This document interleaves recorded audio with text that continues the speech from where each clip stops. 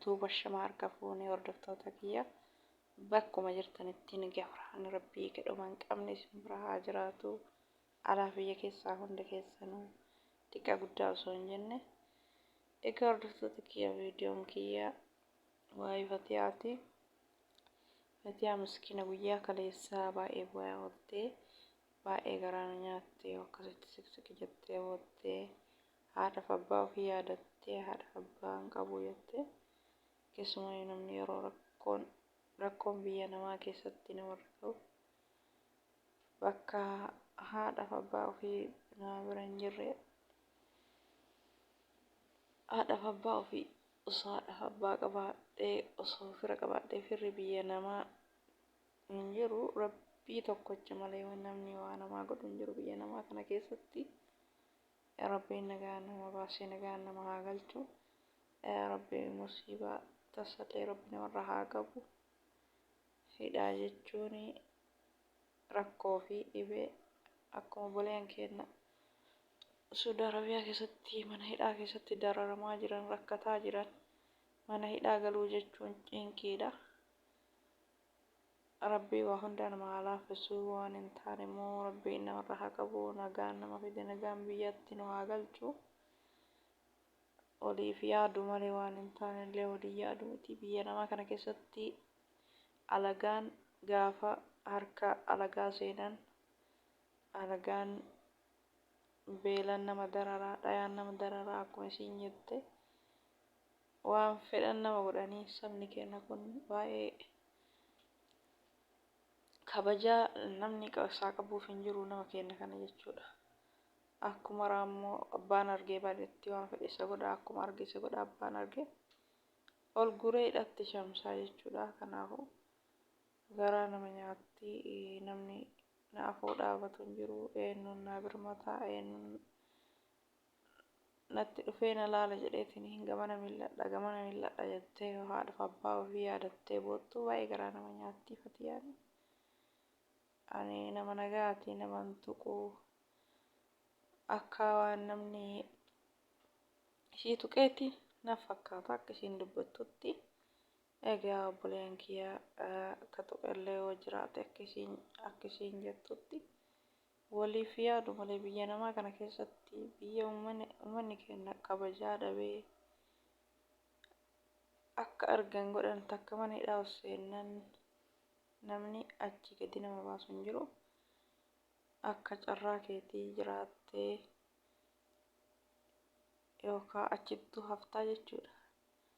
Alagaanuu namaan na'uu kanarratti nullee yoo hamtuu walitti yaadne sirrii miti walumaaf yaaduu wayyaa. Osoo namni yeroo ammaa kana wal hassadu wal arrabsu miidiyaa irratti akka miidiyaan mana hamaa ta'eetitti mana banatanii hamaa fi suuraa nama garagalchuun baay'atee jira jechuudha. Yeroo ammaa kana yoo namni waa dubbate saniif wal miidhaan baay'ataa jechuudha. Kanaafuu namni dur miidiyaan kun yaa obboleen kee miidiyaan kun jiraatee miidiyaan kun abbaa waan gaarii itti fayyadameef faayidaa qaba. Abbaa waan badaa itti fayyadameef namuu akkuma midhaan yoo facaafate oorruu isaa tolchee yoo facaafate akkasuma irraa argataa yoo tolchee facaasan illee akkuma facaasetti argataa jechuudha. Namni waan tokko itti fayyadamuu fi kabadaa itti fayyadamullee waan gaarii itti fayyadamullee ofumaa fi jechuudha. Namni jaahila ta'eetiin waluma arrabsaa ooluun barbaachisu.